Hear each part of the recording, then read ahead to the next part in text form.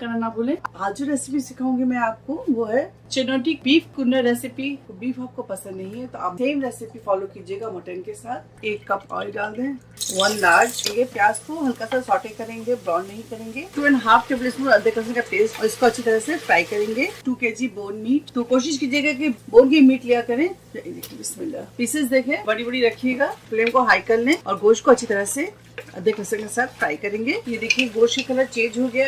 हल्दी powder 1 teaspoon, red chilli powder 2 teaspoon, धनिया powder 2 teaspoon, salt add 1 tablespoon और इसको अच्छी तरह से हम भून लेंगे।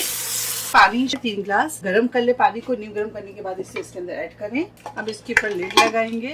फ्लेम को हाई उस वक्त तक रखें जब तक एक विसल ना बच जाए। जब विसल बच जाए तो आप लो टू मीडियम फ्लेम कर लें और 45 मिनट से कुक करें। 10 मिनट के बाद 2 अदद बड़ी इलायची, 10 अदद छोटी इलायची और 8 अदद लौंग डाल दें। 1 गिलास और गर्म पानी शामिल कर दें। कूटा हुआ डालेंगे काली मिर्च पाउडर 1/2 टीस्पून, दही 170 ग्राम अच्छी तरह से चलाएंगे। फ्लेम को हम लो टू मीडियम में रखेंगे और इस तरह से गोश्त को गलाएंगे। तो मिलते हैं 35 मिनट के बाद और आपको दिखाते हैं।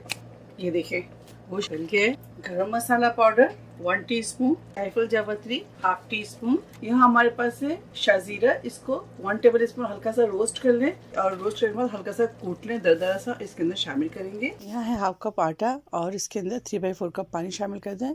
कुन्ना के अंदर शामिल करेंगे, आहिस्ते आहिस्ते डालें और हिलाते जाएं। और खुशबू इतनी अच्छी आ रही कि मैं आपको बता नहीं सकती।